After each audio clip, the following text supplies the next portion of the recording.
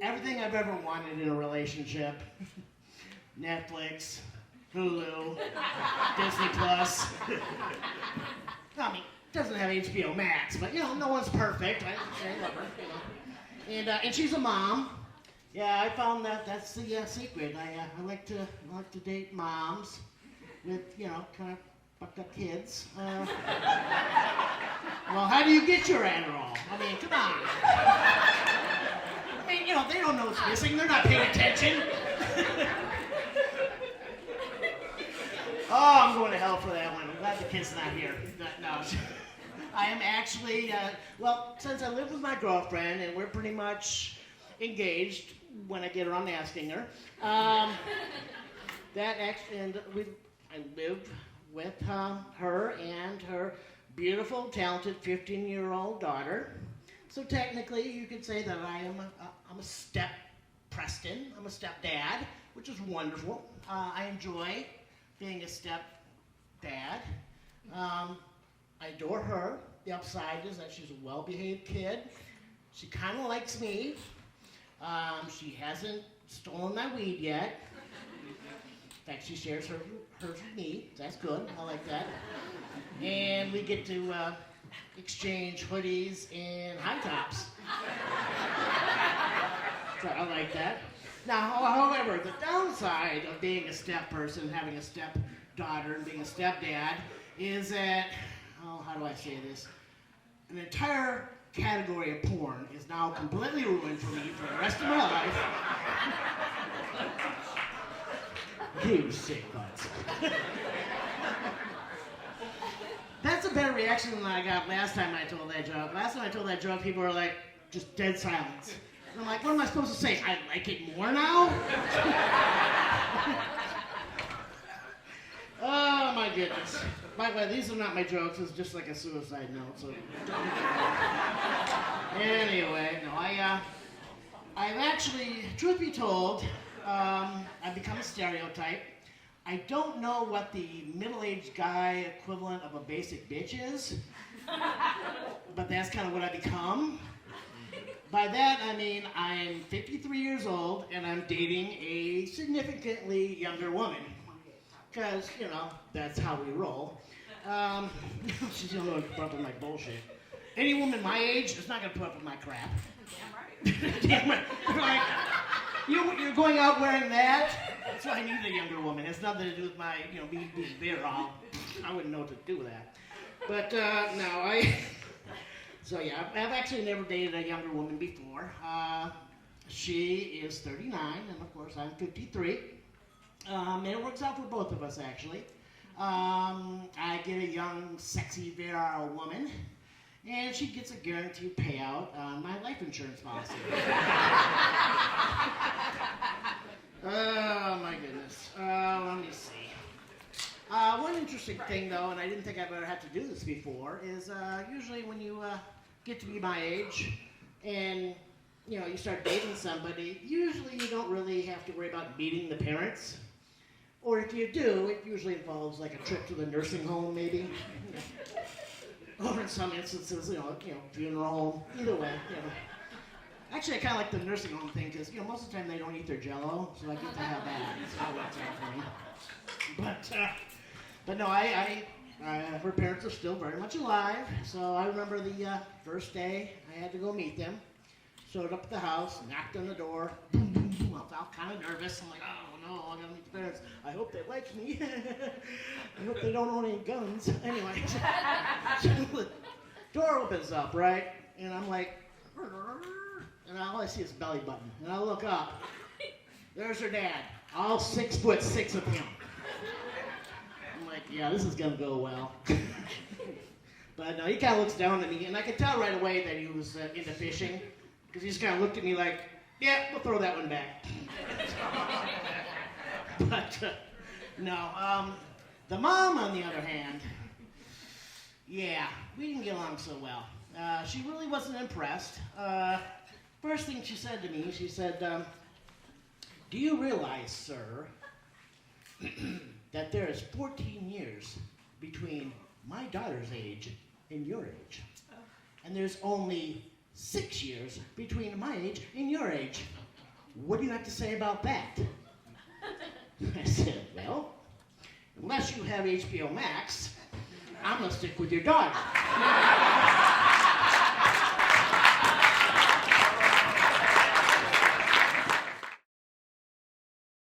Yeah, it's tough though. It's tough to like meet women because, you know, in my day, you'd go up and just start talking to a woman. You can't do that anymore. You know, you're vilified if you do that. And it happened to me one time. I got done doing a show. On my way home, I stopped at Walmart. And don't get ahead of me. I stopped at Walmart, and this lady coming down the aisle towards me, she wasn't dolled up or anything, but she had the most beautiful smile I've ever seen. So I thought I was going to give her a compliment, and she got up to me. She gets to me, I said, excuse me, miss, I hate to bother you, but I couldn't help but notice you, and I got to say, you got the most amazing... Before I could say anything else, she went off on me. She's like, seriously? You're hitting on me at Walmart at 1 a.m.? Does it look like I got dressed up for this? She goes, is this your game plan to try to find some Walmart slut? It's like, no. I said, I thought you had a beautiful smile and I wanted to compliment you. And I was hoping to lead to some conversation. Then you'd agree to meet me for coffee. Coffee turns into dinner, which turns into another dinner, which turns into a weekend away. Now pretty soon we're in a full-blown relationship. Now we carry that on for a few years before we begin to realize what we knew from this very moment, that we were made for each other. So we get married. The first few years of marriage, everything is great. But since this is the real world and not a fairy tale, and there's no such thing as happily ever after, we have our problems. You think I'm hanging out with my friends and drinking too much, and I'm sick and tired of listening how the new guy at work, Gary, is so funny and such a great listener. I try to reassure myself I have nothing to worry about because A, his name is Gary, B, he's a great listener, that equals C, he's probably gay. But what happens when two people truly love and respect each other is we realize there's a crack in the foundation of our union, so we do things to repair it. We spend more time with each other. We're more open and receptive about our feelings. We do the biggest thing you can do to improve a relationship. We make personal sacrifices for one another. Now as our bond is strengthening and we don't feel we can grow any closer together as husband and wife, life shows up and proves us wrong. And we end up with a couple of kids and we spend the next 18 to 24 years being pulled in 1,000 different directions. Everything from christenings, to travel leagues, to college orientation. Instead of husband and wife, we're more like two employees that are working the opposite shift, just giving each other the lowdown of the day. Like, hey, the 5-year-old's being a bitch and the 4-year-old's acting like an asshole. It's your turn, I'm going golfing. But through that craziness and chaos, we managed to do something right, because our kids turn out great. And we even save up enough money to send them off to college. So now we're empty nesters, standing in a kitchen staring at one another, not really strangers, more like acquaintances. But it's great because we get to fall in love with each other all over again. And then after a few more years go by and our kids are done with college and starting beautiful families of their own, we're entering into our twilight years and planning out all the things we're going to do and the trips we're going to take when life shows up again. Says, I have different plans. We go home that night after hearing I got something that I'm not going to be able to overcome.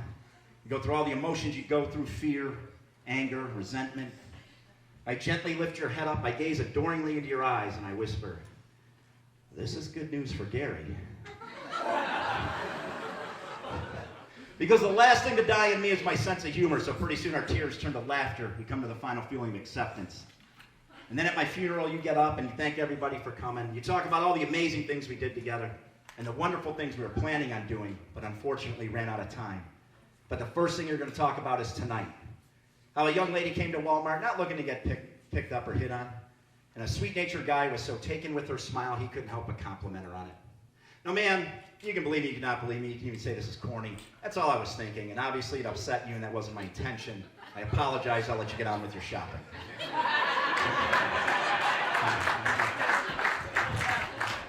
I turned to walk away, and she grabbed my arm and said, wait, look, I'm sorry, I just had a rough day today. And that, ladies and gentlemen, that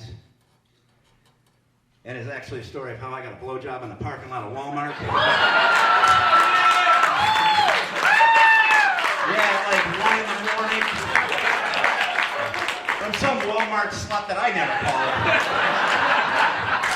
Hell no, why? Is that story come true and I get stuck raising Gary's kids? My life's not going down that way. Such a long ride for a cheap blowjob joke. Thank you for coming along. success dating, though I have. I dated a stripper once. Yeah, for like 4 songs. Maybe it was 5, I don't know. When I was doing the road, I was in Oklahoma City, and I went to this hole-in-the-wall strip club, sitting right up by the stage. The dancer on stage, she was like 35 going on 70. Like, she had a rough life, and it showed. But she came limping over to my side of the stage. She looks down and gives me this wink. She's like, honey, you can't handle the ride. And I was like, probably, because I can barely handle the thought.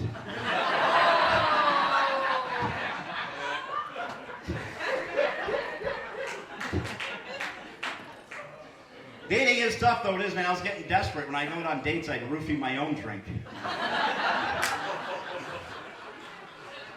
I quit that when I woke up next to Cosby. Do we support the rapists in Grand Rapids? Is that what we do? You didn't think you were going to hear 2 Cosby jokes in one show, did you? Well, there's one more coming, so prepare. He's a celebrity. He's fair game. That's the way I see it. Celebrities are fair game, right? Like Pink, she's a celebrity. Do you guys like Pink? I do too. I like Pink. I like her music, and there's times I look at her, she looks like a very beautiful woman. And there's times I look at her and she just looks like a young Kevin Bacon in drag. Cher's another one. I don't get Cher. I saw her in an interview a little while ago. And I don't know if it's me or she's slowly morphing into the character that played her son in the movie Mask. Holy shit, you guys are all 4 of the celebrities in this thing. That really died. Brian's regretting booking me, sitting over there just staring off at me. I'm pissed. Like, why did I let this guy? No. But you probably figured out I'm in therapy. Probably also figured out it's not helping me any. Therapy doesn't work for me because I don't take things in life serious. You know, like my very first therapy session, the therapist said, in future sessions, if you'd like to bring somebody else in with you, like a family member, a loved one, you can. There's no extra charge for that. And the second she said that to me, I just thought to myself, I should show up next week with a clown and a midget. Put him in the corner and have him stare at her for the entire hour, not saying anything.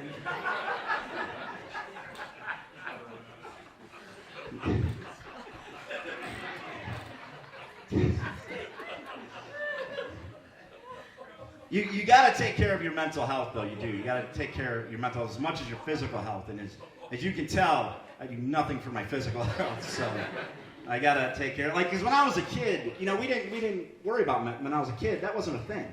You know, my dad never once asked me how I was feeling. He asked me to get my head out of my ass all the time, but never cared about my feelings.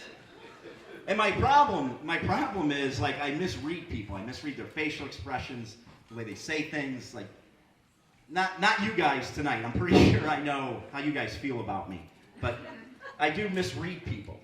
Even like that very first therapy session, the therapist asked me if I ever thought of committing suicide, but to me, she didn't say it like a question. She phrased it like it was a suggestion. There was no doctorly concern in her voice. She wasn't like, I'm really worried about you. She was more like, I've been talking to you for 15 minutes. I think you should go park your car in the garage.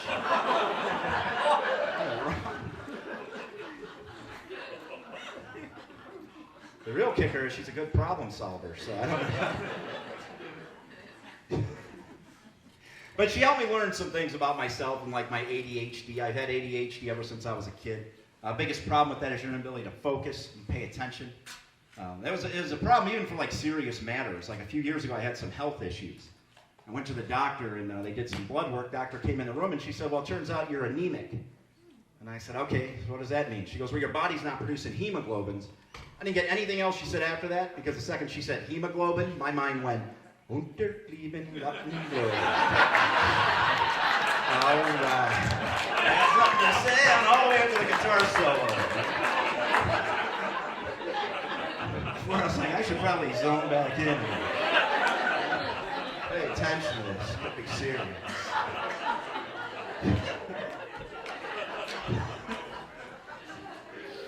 Well, while they were trying to find out what caused the anemia, they found out that I had diverticulitis. If you don't know what that is, it's called a diverticulum. It's a pocket that forms in the wall of your colon.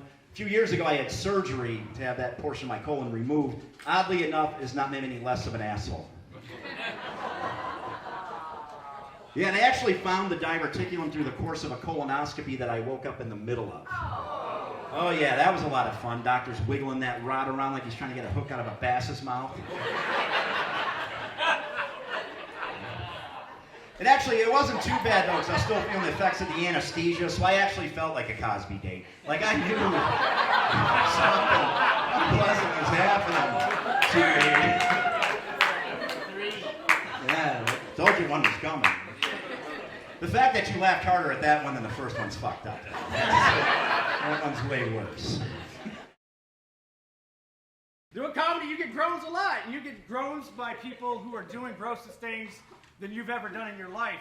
Like the bachelorette parties, they come to comedy clubs, they groan at my jokes while they're drinking through little penis straws. And I've seen bachelorette parties. You guys do what you do when you go to bachelorette parties, but ladies, if you go to one, be careful of what you choose to drink, because they were drinking White Russians. Oh. Yeah, that's pretty gross. Like, you'll never see the male equivalent. You never see a guy at a bachelor party drinking a Bloody Mary from a plastic vagina.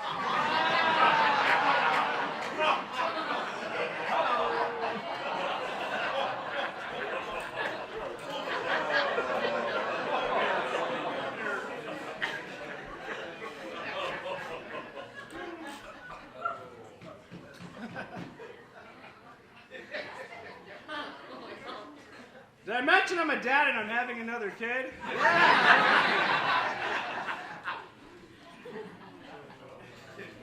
Daughter number one, we had no problem naming her. We haven't decided on the name for the next one. You get advice from friends, they're like, you can name a baby after how you conceived it. My one buddy, he's like, you can name a baby after how you conceived it. I'm like, oh yeah, so if you did it missionary style, you'd name it something biblical, like Mary or Joseph. But if you did it doggy style, you'd have to name it something like Benji. Or Michael Vick.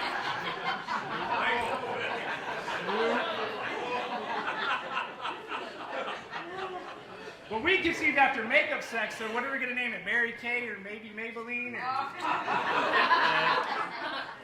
Yeah, makeup sex, because my wife overheard me telling my brother that I wanted some strange. Strange. So that night she dressed like a clown and tried to put a finger in my butt.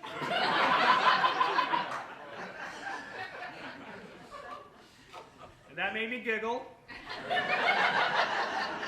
And it was definitely strange. I don't know why she got so bent out of shape. Like a couple weeks before then, we were playing this game with some other couples. And one of the parts of the game was like your celebrity crush. You write it down and see if you match with your partner or whatever. You write down your celebrity crush, and if you ever get a chance, you get to fool around with that celebrity. If you're in a relationship, never do that game. You'll end up mad like I was. My wife wrote Johnny Depp, which pissed me off, because she stole my answer.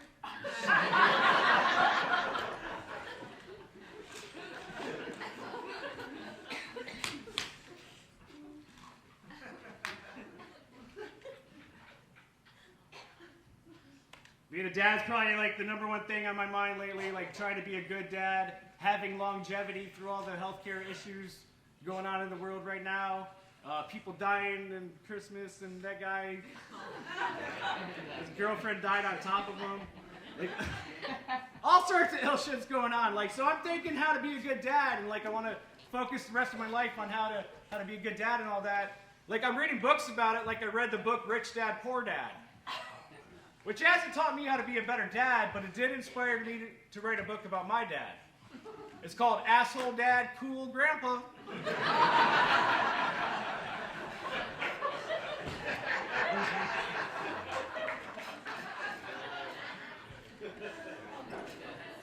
Like, I want to be a good dad, but I do bad dad things. Like, even tonight, I'm out telling dick jokes to strangers instead of at home tucking my kid in. Like, tucking her in, I can't even say the goodnight prayer to my daughter without almost going into the part with Metallica lyrics. I want to be a good dad. I do bad dad things. I sleep naked. I sleep naked not because it's more comfortable. I sleep naked because what else stops a little kid from coming in your room and waking you up at 3 in the morning because of a bad dream? Just put yourself in the kid's shoes. What would you rather do? Not bad. Face your nightmare alone or wake naked dad? You want to mess with the boogeyman or the fat, bald version of the guy from Boogie Nights?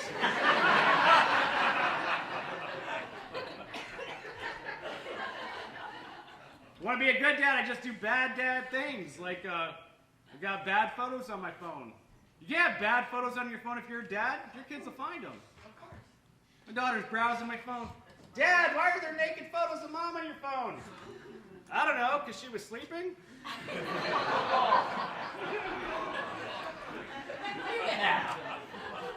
Oh.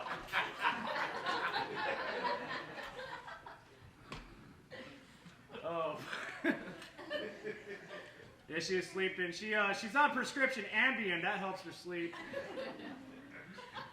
The Ambien's not like a female Viagra. It doesn't get her in the mood for sex, but it definitely puts her in the position.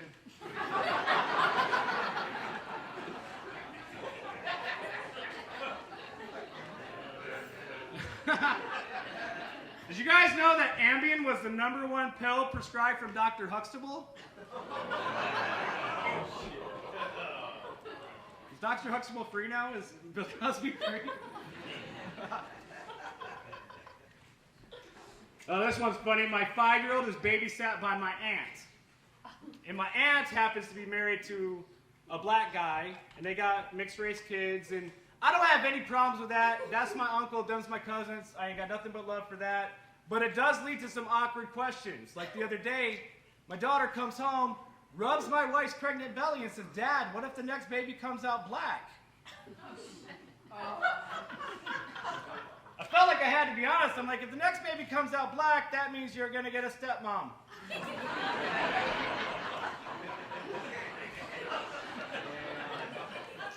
And she's seen enough Disney movies to know she doesn't want that.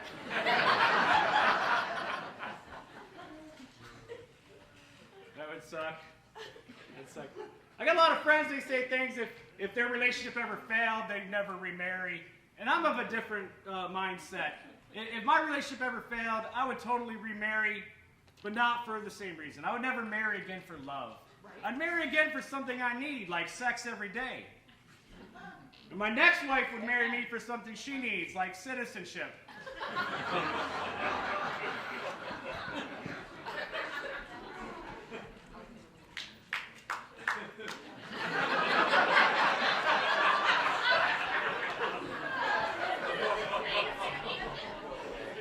My wife doesn't like my make-believe second wife. I'm like, take it easy, baby. She's only a teenager.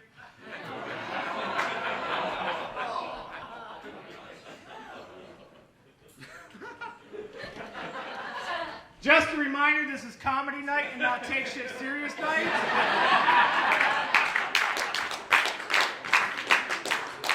Some of these jokes are going to be all van and no candy.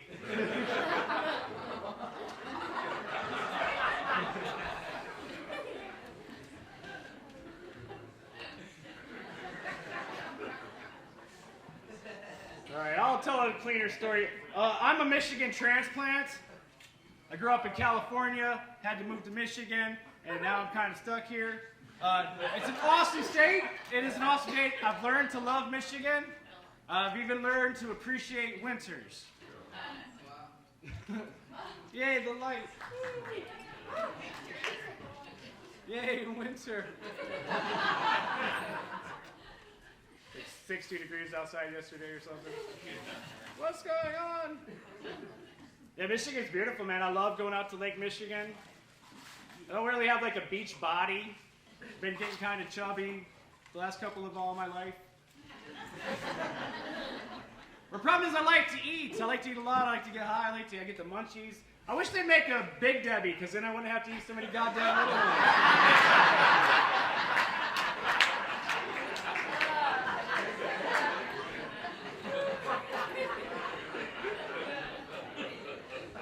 Note to self, get fatter, do more food jokes.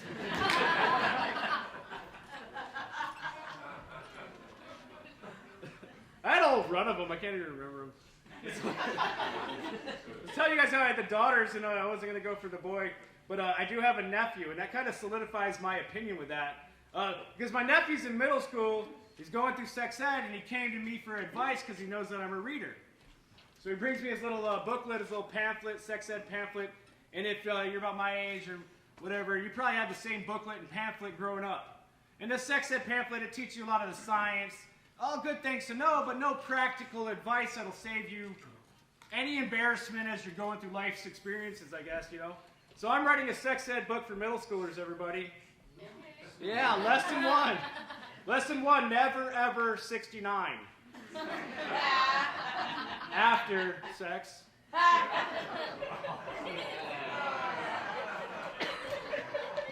Oh yeah, we're gonna go through, I got like 5 of them, we're gonna get all 5 of them. And it's a crescendo to every one of you grown in unison. That's gonna be awesome. Lesson 2, icy hot is not a lubricant.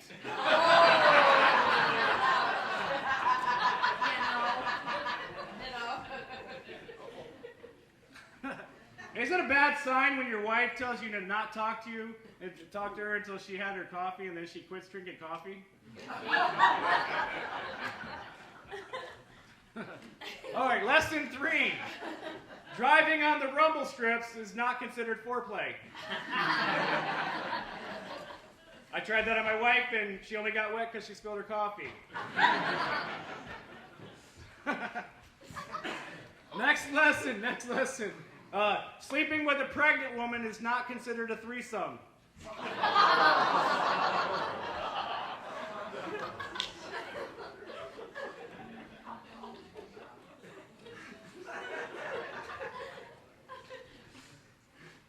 Get out of here in a minute. You guys have been awesome. I like this energy. This is a good crowd right here in Grand Rapids.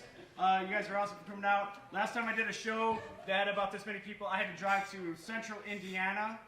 And I don't know if you guys know much about the comedy world, but to get 30 minutes out of a comedian, it's like $100. Would you drive to Indiana for $100 on a Friday night? No. No, it's not. Well, I did, and this is my story about it. Literally, you got trucker speed, ephedra pills, coffee, Red Bull, whatever you got to take to get to the gig. You dodge like 5 Mennonite and 3 deer to get there.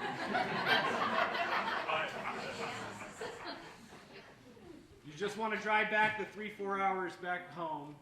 And the booker, the bartender, whoever pays you, you have to wait till they cash out the tabs. They give you $100 in $1 bills.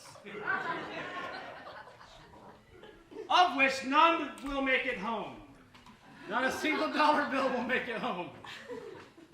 You spend them somewhere else. You guys are thinking I went to the titty bar, that's because that's what I was implying. But I didn't, I called my drug dealer. Called my guy that sells my marijuana to me. And he goes, he meets me up, and he's like, gets the money, I get the bag, and he's like, what's up with all the $1 bills? I go, I don't know, what's up with all the stems and seeds? Look, man, I wanted a bag of marijuana, not a grow your own starter kit. Thank you, guys. Enjoy the rest of the night. My name's